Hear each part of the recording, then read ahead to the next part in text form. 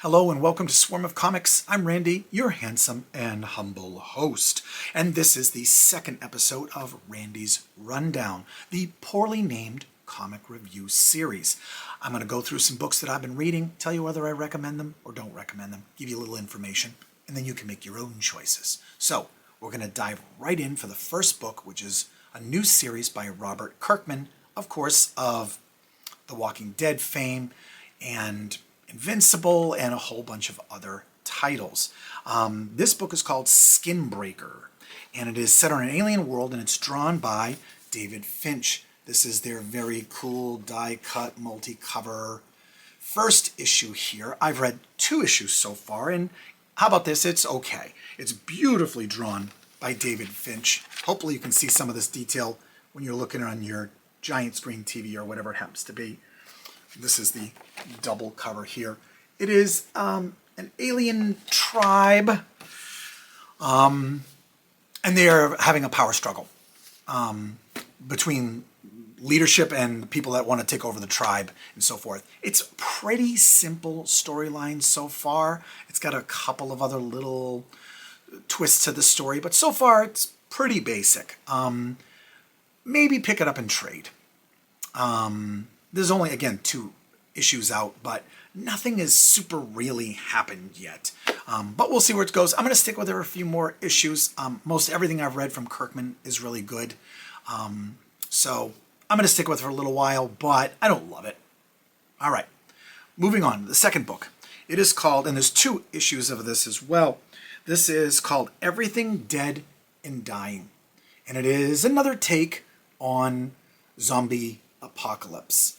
And it is about and it's written by Tate Bromble and artwork by Jacob Phillips.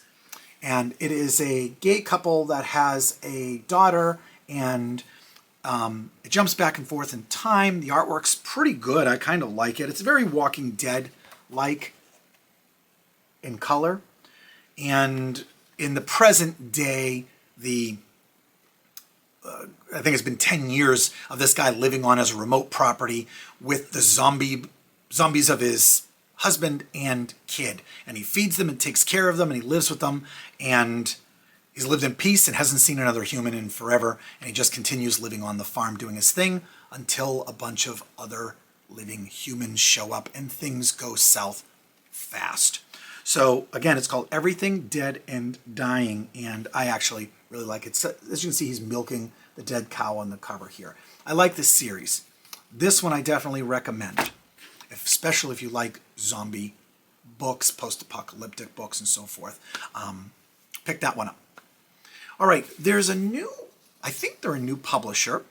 They are called Ignition Press, and they have a whole bunch of books coming out. It's sort of like when we got all those books like Rook and Red Coat and Geiger, where they just from Image there or whatever, they just all of a sudden threw a ton of books out at you all at once, brand new titles.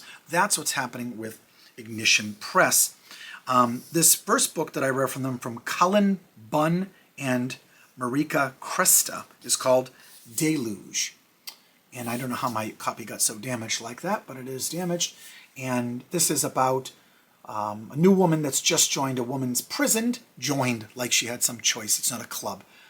And there starts to be this massive otherworldly flooding, and all of a sudden they start dealing with monsters. I do love a good women's prison with monsters in an apocalyptic flood story, as we are wont to do. It's only 1 issue. It was okay. It was a little weird. It wasn't a little weird. It was okay. I'm going to stick with it just because, again, I do love a woman's prison monster apocalyptic flood story. So I'm going to stick with that. The next one from Ignition Press, they put out a whole bunch, but I only picked up a couple, but they have at least 3 or 4 more other titles. This one is called Voyeur. And it's this guy, and he's watching this woman, and he's got all this camera equipment, and he's going to, he's a thief, and he's using all of his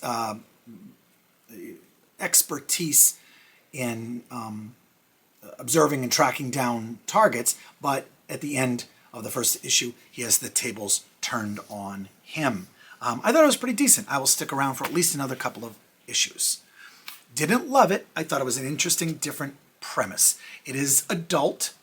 I would make sure that you do not let your children read that. Okay, now, there's been a big buzz about this. I'm on issue 4 now, but I just happen to love this cover because it is this variant covers that Marvel's been doing where they have Halloween masks. And this one is a Jack Kirby design, and this is the new Captain America series. And it is very different, and it is, they're on issue 4, like I said. This is the variant cover. It's written by Chip Zdarsky, who I love his work that I've read so far, and Valerio Shitty is the artist on this. And I would say it's a really good book so far. Pick this up. It's sort of like a different take. I would almost call it like an absolute or ultimate universe. Captain America has come out of the ice, but it's modern day now.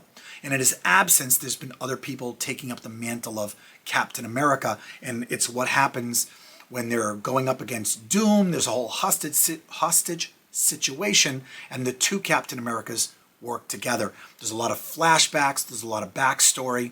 It's kind of like, what if Captain America was thought out today? And I'm really liking it. As someone could probably give me in the comments, I don't know how this is taking place in the 616 universe, but I have no other information indicating that it's not. So, yeah, buy this. And how cool is this cover? There's a whole bunch of these like that. Excellent. Definitely recommend. I really like it. Now, the next 3 books are the last ones, and they're all from Dynamite. Dynamite has been tugging at my nostalgia youth heartstrings lately.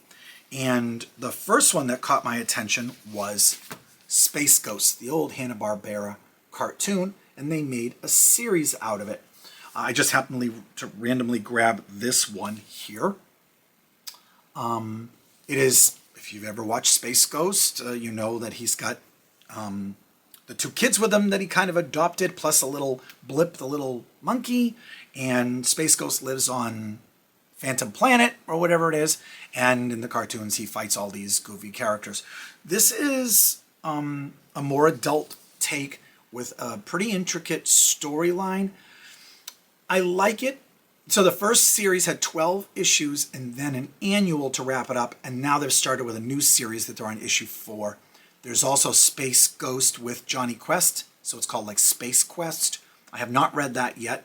I was trying to catch up. I need the annual. I have it on order. It's supposed to be here by like Monday, and then I'll be able to finish the series. It is goofy. It's over the top. It's trying to be adult, mature and violent, but also combine the original ideas of Space Ghost. They give you some really good background on where he came from, how he ended up with the kids, and this running storyline with all the baddies in it, and how important Blip is to all that. So I think they're doing a pretty good job, but don't expect, Straczynski or Bendis writing or anything like that. It's just a good nostalgia book with some decent art. So I've been following that, and I think it's pretty good. And following those footsteps were the Herculoids, another series I watched as a kid on cartoons back in the 1970s. It's weird to think that by the 1970s they were already in syndication. Like, they were already old by the time I watched them in the 70s. And this story's, again, Herculoids follows a story of a family, a husband and wife and their kid, and a bunch of loyal space animals. It's on another planet as they protect the planet from alien invasions and invaders from under the earth and all these different, goofy cartoon villains. Then they've tried to make it serious, and they've got a running storyline that explains their origins, and they even do solo stories. I think this is actually a solo story for one of the characters right here. Again, the covers are beautiful. The artwork has more of a throwback feel than Space Ghost. Space Ghost actually feels like it's got more intense modern artwork. This one has more 1960s Hanna-Barbera style of art. I'm enjoying it, but I want to say the same thing I said about this one here. Be prepared. It's not the best writing in the world. It's a little silly, but I like it. It's a mature, modern take on these 2 books that I watched as a kid. They're already on issue like 9 of Herculoids. You know, you probably pick them up in trade if you're interested, get it, you know, cheaper buying the trade.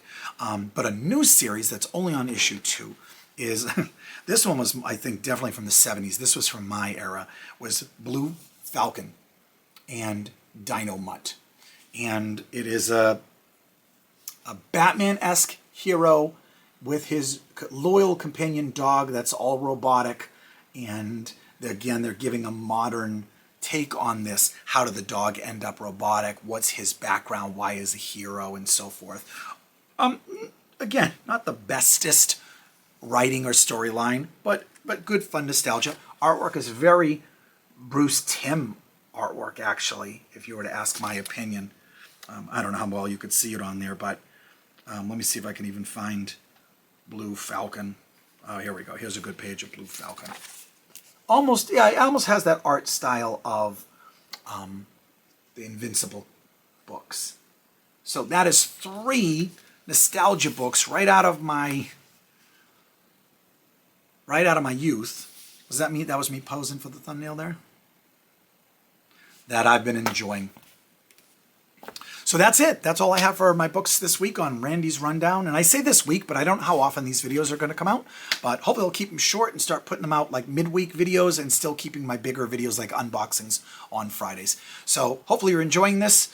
Let me know in the comments, like, subscribe, and so forth. And thank you for joining me on Randy's Rundown at Swarm of Comics.